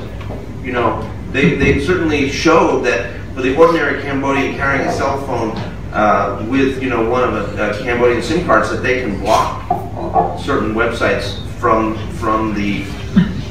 being accessed by a Cambodian cell phone. And that's just the reality of it now. Facebook, most of the Cambodians are getting their information from Facebook, they tell us. They say, Facebook continues to be the one place where they can get information, but again, you have to work for it. You have to dig for it. You have to find it. It's not like yesteryear where, there was a varied media landscape that existed in Cambodia. That, I think, is gone now. Yeah, so I'm not going to touch the North Korea angle, but certainly in Cambodia, the internet does offer a tremendous opportunity for the education of Cambodian voters. What I would say is Cambodian voters through the internet have been educating themselves. Okay, they don't really need us to educate them. They're in this election, it was on Sunday, you had a huge amount of first-time voters, young people that had never lived in such a contracted, restricted political space before, okay? And, Sam Rainsy's narrative for a long time has been, that the West is, and this is sort of my response to the previous question, was, the West is complicit in propping up the Hun Sen regime through aid and trade relationships, okay? And also that, and this is Sam Rand's narrative, that the young demographic profile of Cambodia, combined with increasing internet penetration and computer literacy, that time is on the side of democracy. People have, through the internet, have access to what's happening in other countries, and they're not naive. They know things are better elsewhere. A lot of these young Cambodians have worked or lived in other countries, so it's not just the internet. So yeah, the internet is absolutely a vital tool.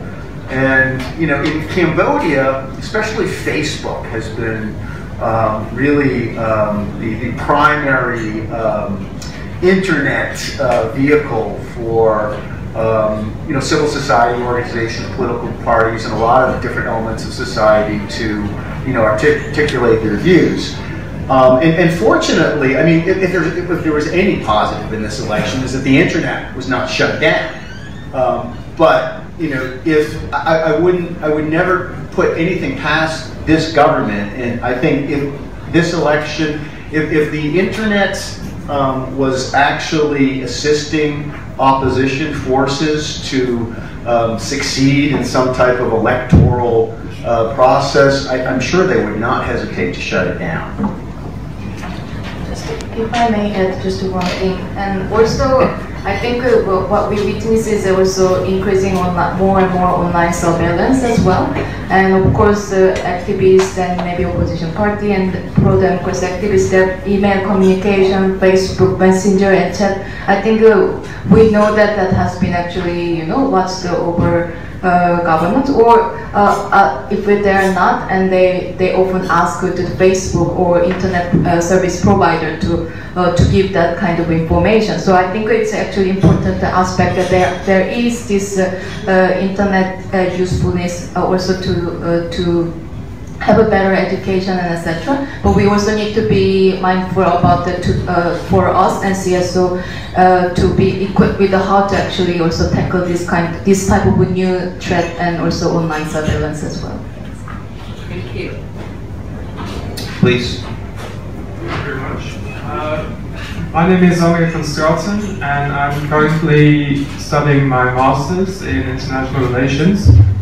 So last year I had the chance to work with Cambodian lawmakers to determine the feasibility of establishing a youth parliament in Cambodia. I would just like to ask your opinions on how effective this mechanism would be in preserving democracy in Cambodia, as well as influencing its political future. Thanks.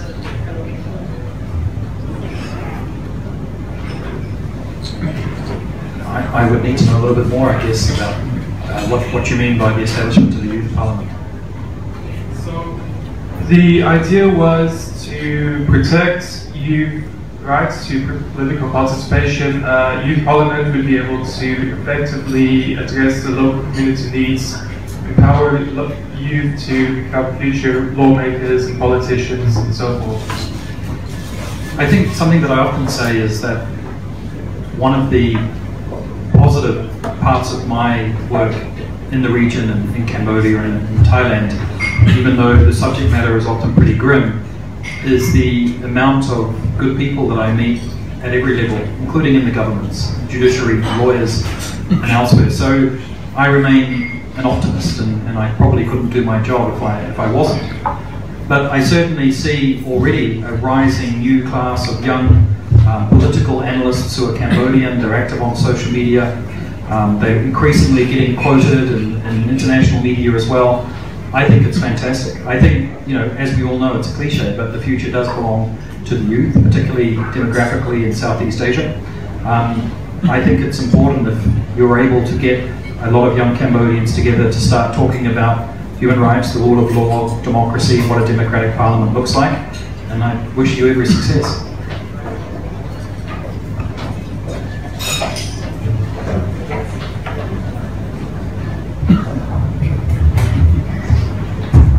Thank you. My name is Keiko Yoshioka from the Asahi Shimbun, Japanese newspaper. I still would like to know about the aid and sanction to Cambodia. Maybe, as you know, Japanese government did not stop the aid and investment and trade, did not do the sanction, also the backlash of democracy in Cambodia. It's geopolitics. Japanese government official quite often said, if Japan decrease the aid, China immediately will take over. So not efficient. Of course, there is a deep argument in Japan too. So I'd like to know how should how should the aid and sanction to Cambodia be for recovery of backlash of democracy? Thank you. Thank you very much. I think there was a great deal of disappointment that Japan did not suspend its election assistance and support to the National Election Commission after the dissolution of the CNRP. At that point, of course, the CNRP members of the National Election Commission also stepped down, and so all of a sudden you had what was supposed to be a balanced National Election Commission becoming something that was completely controlled by the CPP. And we see that bias throughout the performance of the NEC, and frankly the Japanese government didn't say anything. You know, the problem is that Japan had an opportunity to stand up for human rights and democracy in Cambodia, and it failed. And it made lame excuses that somehow, you know, its Cold War for influence in Southeast Asia with China was somehow more important than the democracy and human rights of the Cambodian people. You know, it's really a truly shameful chapter in recent Japanese foreign policy in Southeast Asia. And you know, the Japanese government, the Japanese Ministry of Foreign Affairs should be absolutely ashamed of themselves. It was appalling. You know, I would say in terms of their aid and assistance, I mean, Japan just pours money into Cambodia in terms of providing money to the government. I would say that, you know, where the money should go is supporting civil society, supporting groups that are working for the people, because what is happening is that you know, the UN agencies and others are the ones who are providing the assistance to the people, the NGOs are providing the assistance to the people, then much of the money that goes in the government gets siphoned away. You know, this is a kleptocracy. This is part of the reason that Cambodia is still so poor, despite being a country with amazing natural resources, being geographically positioned at the center of Southeast Asia, and being in a position to, with a young, hardworking population, to become a very prosperous country. But you know, the divide between the tremendously rich and corrupt and the poor just keeps growing and growing and growing. And Japan is part of that problem. You know, it is not helping the situation. If I may add, I think also that the response of Japan has been disappointing. I mean, Japan is an important player in this region. It's part of the Asian family. It's a democracy. It has an awful lot of experience to provide. And I think that they could and should be doing more, and more visibly so, on the issue of rule of law, human rights, and democracy. Positively, they have a lot to share.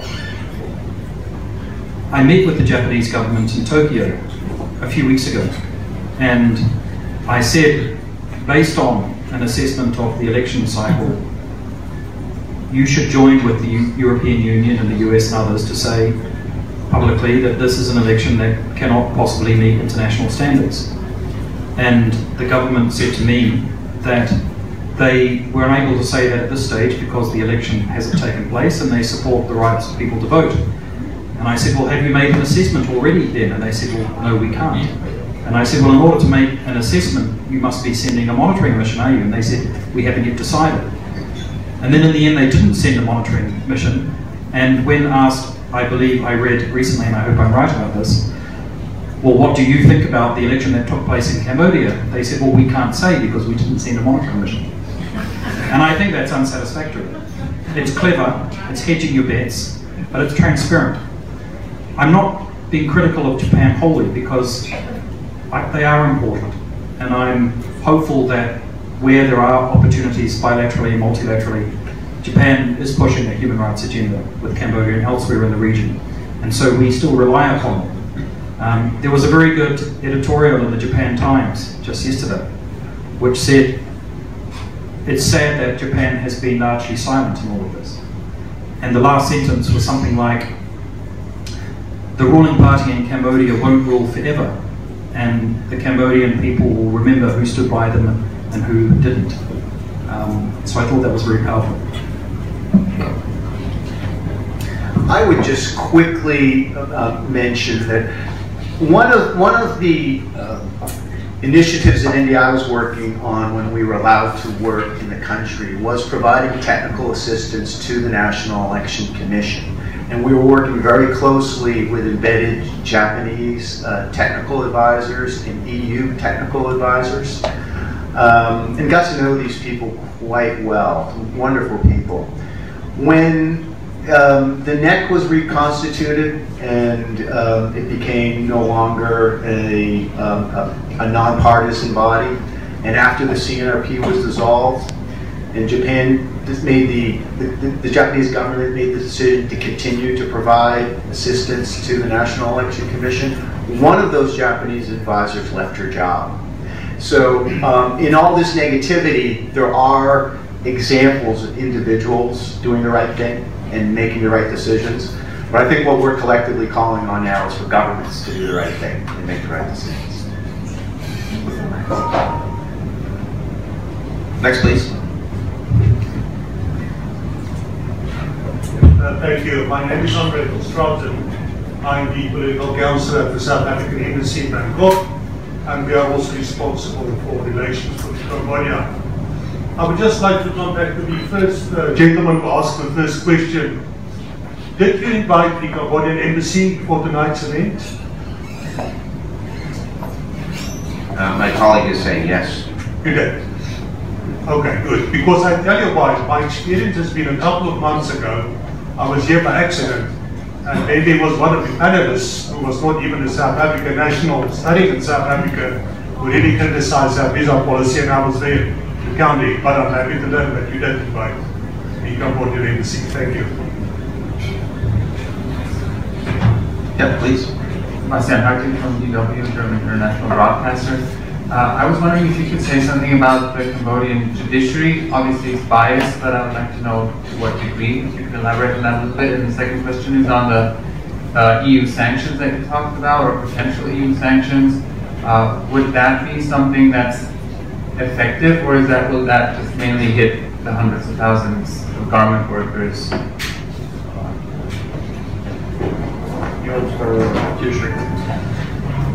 Last year, in October, I believe, the International Commission of Jurists released a baseline study of the rule of law situation in Cambodia, so that the situation can be measured more accurately in the future. And that was a study that was conducted by interviewing a vast range of actors outside and inside in Cambodia, including the government, lawyers, others, including on this issue. And there's quite a detailed section on the independence and impartiality of judges in Cambodia. And unfortunately, the finding was they are not independent and impartial in most cases, particularly cases of a politicized nature. And secondly, there is, reported to us, still a culture of corruption within the judiciary.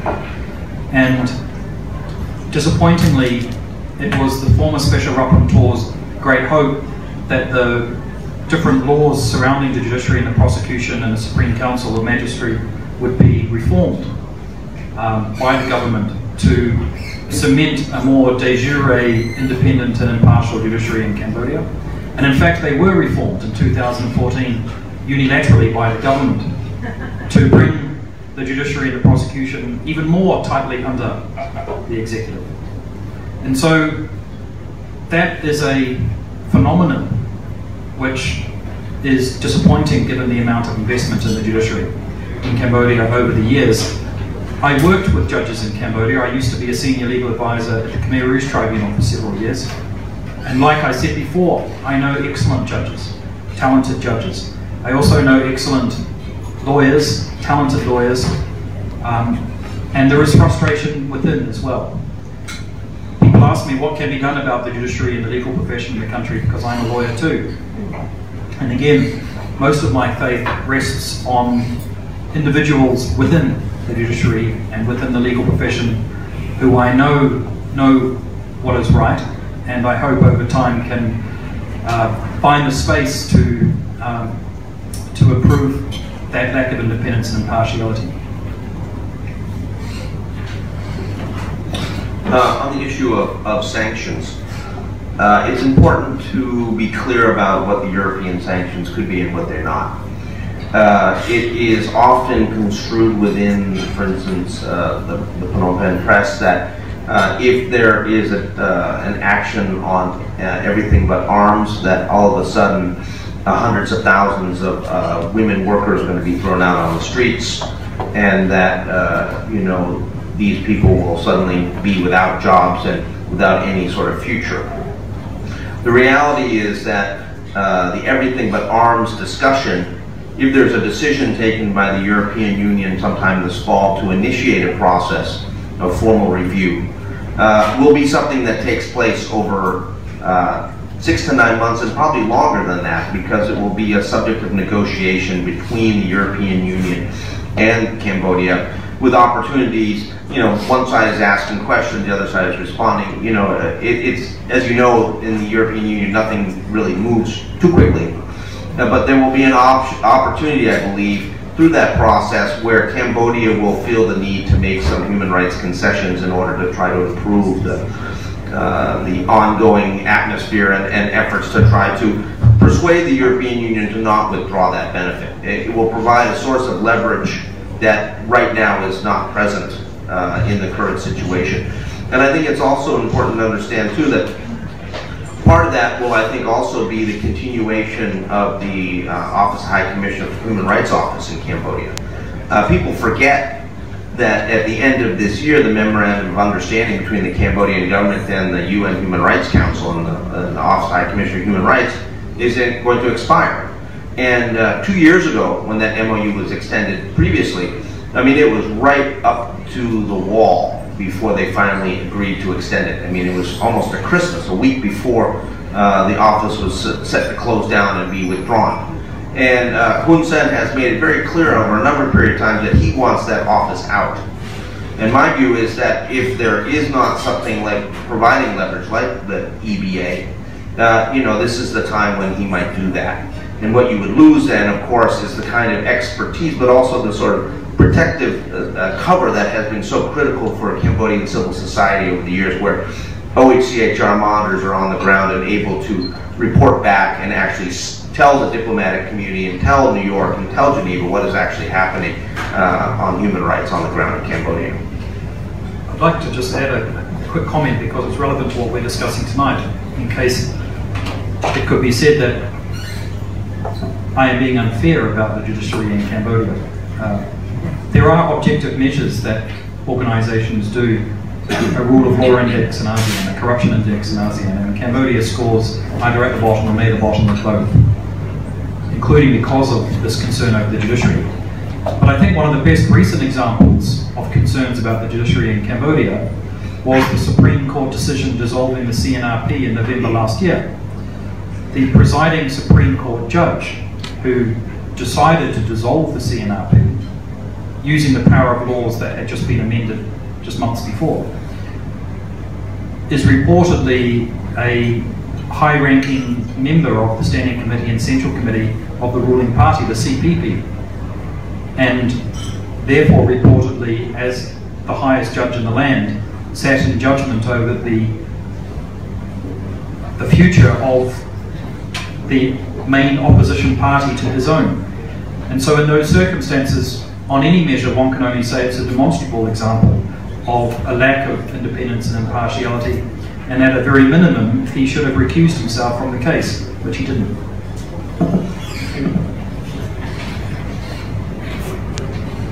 Okay, please. Paul Risley, member of the FCCT. Phil, forgive me, I came in a little late. I didn't hear the beginning. You may have covered some of this. My understanding is that among the zombie observers at these elections were 3 Americans, in particular state legislators from the state of Washington, the United States of America.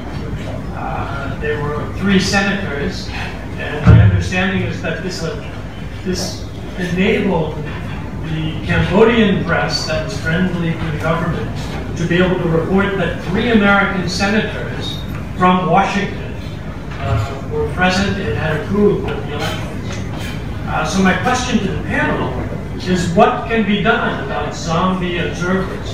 Why are there not specific normative standards that can be used to as a criteria on any future observers. And this is something that individual observers should also be held to account to.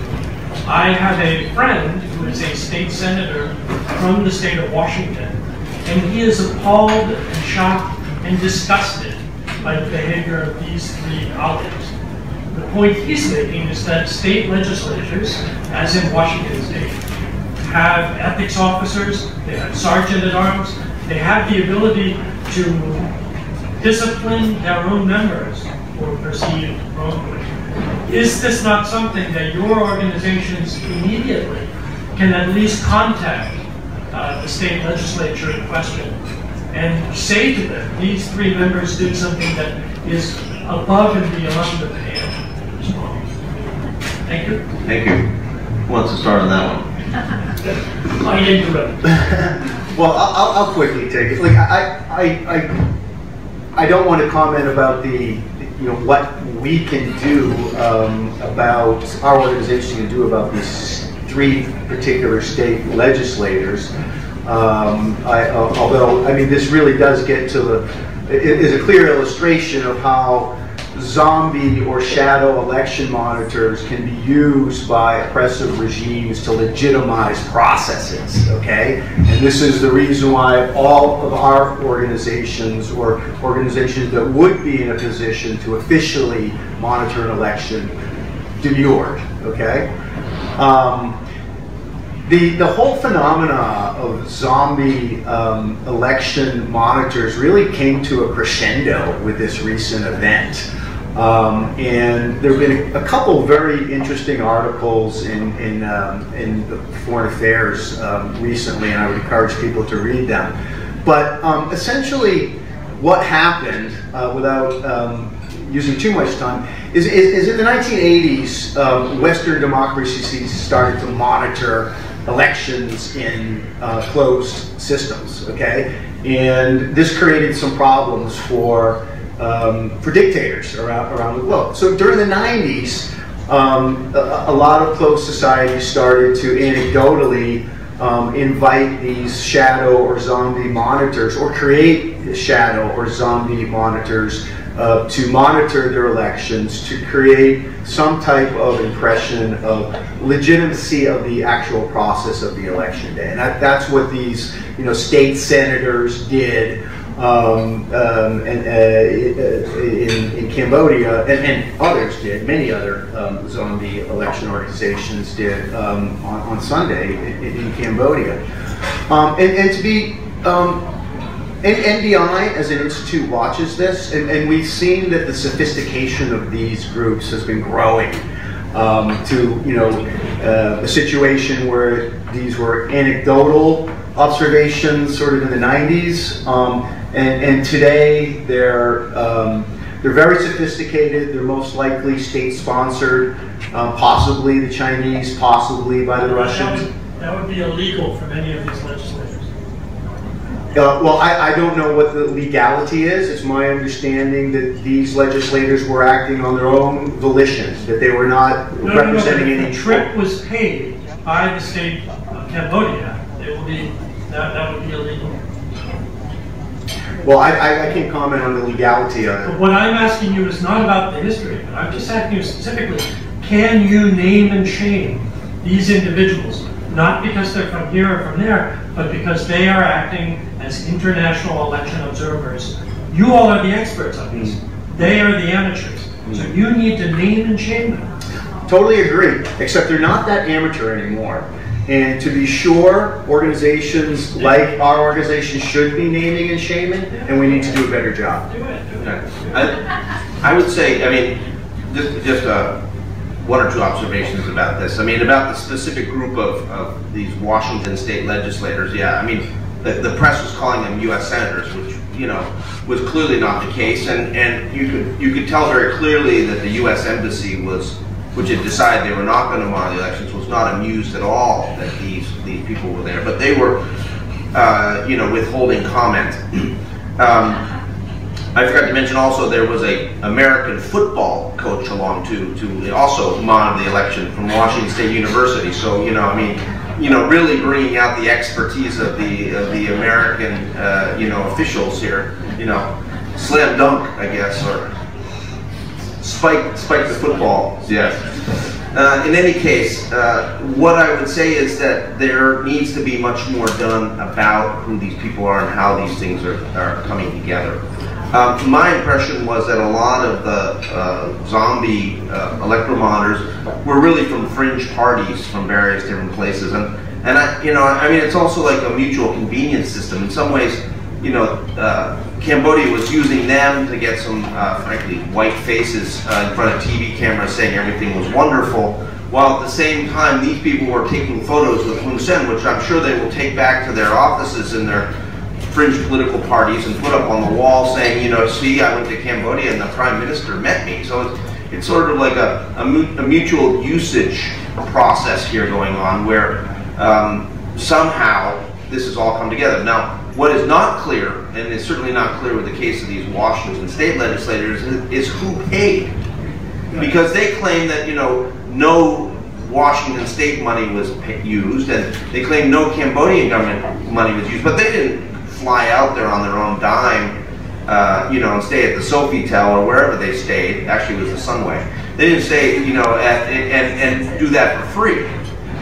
So somebody is ponying up the money, and there's got to be either, whether it be, one of these youth federations or whether it be some sort of crony connected to the party, somebody is paying.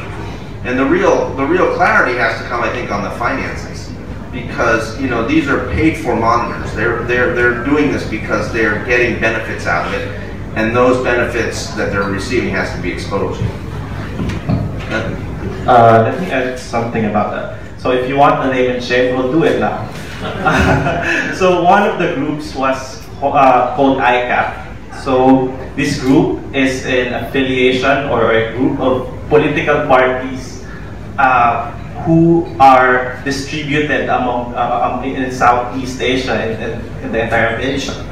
And then you have another organization called CAPTI, which is like a group of political parties as well, whose chairperson emeritus is Hun Sen himself. So, from our perspective, as legitimate election monitors, we are hesitant to actually call them as monitors. It's giving them, they're not monitors. They're not election observers. They are political party federations. And these political party federations are actually on I rub your back, you rub my back basis. When you look at the context of politics here in Southeast Asia, what do you see? In Myanmar, you have a quasi-democracy controlled by a military. You have here in Vietnam and Laos, authoritarian governments, one-party states. You have in the Philippines a questionable person leading the country. And these political party groups actually serve as, a voice to sort of like give credence to the actions and the policies of what their counterparts are doing in the respective country. And this is happening in Cambodia. With regard to the domestic groups, you have a group there named UIFC, whose leader is mainly Hun Sen son, Hun Mani. And they are the largest group who have deployed the observers. I think about 36,000 observers, or more than half. In combination to the other group, they compose more than half of the population of the registered monitors. So they're not monitors really. We don't want them to be labeled as monitors. So to help with the name and shaming, I'm going to cite Lee Morgenbesser's article, July 30 in Foreign Policy, where he speaks specifically about Cambodia. And for the benefit of the group, with no credible groups willing to validate the sham election, Hun Sen turned to zombie monitors to do so. This included well-known groups such as the centrist Asia Pacific Democrats International, the International Conference of Asian Political Parties, and the Shanghai Cooperation Organization. All of them have a documented history of prejudicial election assessments. At the center of the zombie horde in Cambodia last week was Anton Karagia. He's a Romanian who has established ties to Hun Sen and who has previously bestowed strange awards upon dictators in Djibouti, Ethiopia, Tajikistan, Turkmenistan, and Zimbabwe. You can add Cambodia to that list now. Okay? Karagia's Twitter account is a stream of praise for Cambodia and Hun Sen. Using his leadership of the European Council on International Relations, not to be confused with the European Council on Foreign Relations, Karagia has also previously provided flattering assessments of highly flawed elections in Kazakhstan. Good enough for you? In this part of the world in particular, actually should be called not zombie monitors, but monitor lizards. I'm Nigel Davis, I teach at Mahadum University and also an associate fellow at Chatham House. I'd like to return to the question of what happens next. And of course we can't know. But I sensed a sort of stimulating, even tantalizing ambiguity about what comes after the elections. On the one hand, the suggestion that we might be once again returning to a familiar pattern where the political space closes before the elections, the election is duly conducted or misconducted, and then there is a relaxation again, even if the view is that the international community should not be complicit in that. But a second view, I sense this evening, that we may be breaking out of that pattern and setting off in a different kind of course. The fact that the CPP absolutely monopolized the new legislature. The fact that the depth of the influence of China now. So could we be departing from that hitherto familiar ground of day, of opening and closing, to something that takes us down a more determined and perhaps darker route?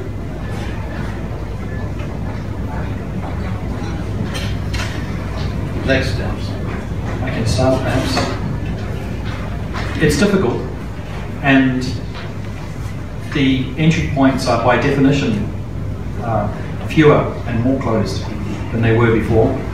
And I know from all of us meeting frequently with the global community or the international community that some people are really scratching their heads as to what can be done further because of all the dynamics we've discussed tonight. The optimistic note I will end on for myself is to reiterate what I've said before, that I think there needs to be careful identification of and cultivation of and support for people who are Cambodian within the country, within the government and elsewhere, who are committed to promoting and respecting a human rights and rule of law agenda within the country. And that sounds abstract, but having been involved in it concretely, there is literally a list of people who I already have that I know are working very hard and who we work to support. I think also there needs to be increasing investment in civil society within the country. As you know, the whole point of civil society often is where other parts of the government or the government apparatus is unreliable or inaccessible, then civil society becomes all the more important, particularly for people to go to get support. And previously, there were thousands of CNRP, main opposition party, village chief and commune chiefs around the country who people could go to, and now that's no longer the case for the most part. So civil society has to be heavily invested in and boosted. And lastly, I would say that I'm not sure yet we're out of that cycle, but I think what we're all suggesting is that we need to get out of that cycle. And I think that there needs to be more cohesion between the international community. I think it's not enough to have individual ad hoc statements from some but not others about the human rights and rule of law situation in the country.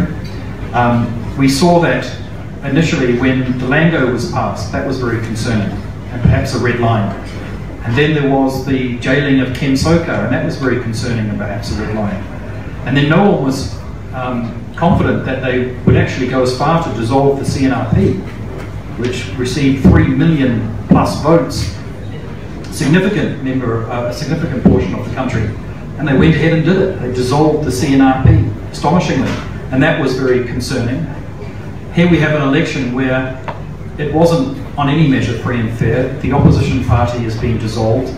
Now, 100% of the National Assembly seats are held by the CPP, and still there are ad hoc statements by different actors saying, this is very concerning, we stand by to hope that we can support you to return to a more democratic form of governance. I think it needs to be rethought. I think there needs to be, if anything, and something that we've all called for in the past, and I know there are obstacles to it, something akin to a reconstitution of the Paris Peace Conference in 1991, where many governments, including governments from this region, got together and set out a roadmap for human rights, the rule of law, an independent judiciary, and so on within Cambodia. As of Sunday, that's gone completely off the rails. So they need to get back together again, and they need to set out a new roadmap. And it needs to get down to specifics about which laws, for example, are concerning, what needs to be revoked, what needs to be amended, what has to happen for the justice sector, and what the consequences politically and economically for not doing so might be, and what time frame is appropriate. And I think they need to, where possible, speak as one voice, and support civil society again, I'll say, because I think that is enormously important in the next 5 years.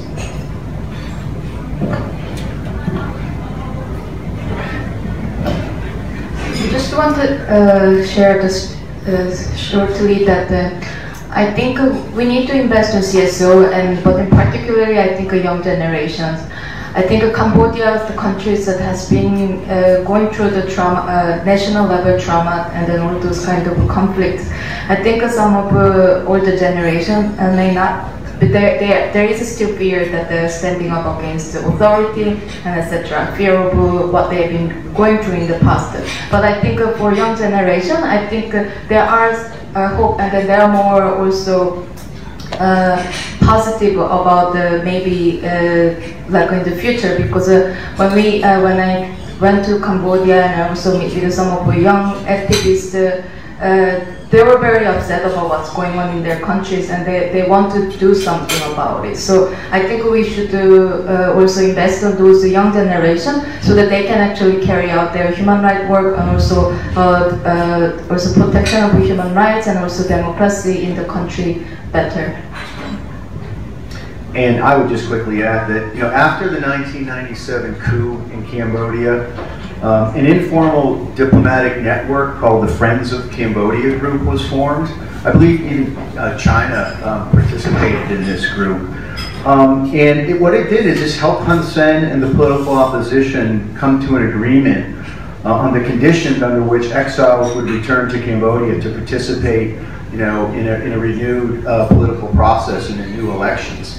So I think, something similar, analogous to this, a return to the Paris Peace Accords. I mean, this is absolutely what's necessary, but it's going to take the commitment, a real commitment, by governments, and unfortunately, we just haven't seen it yet.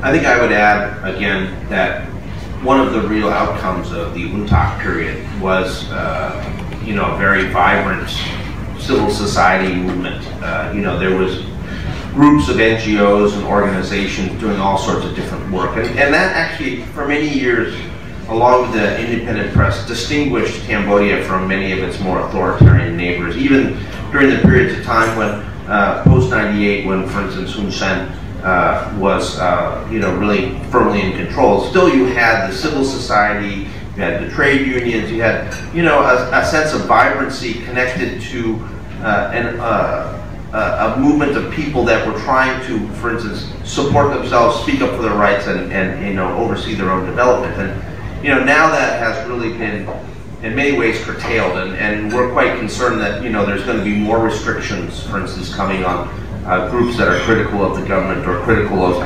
corruption, or critical of any number of things that rub the government the wrong way. So I think that there has to be a much more forceful defense of civil society, both externally from the international community, but also amongst the UN agencies and the embassies that are based in Phnom Penh.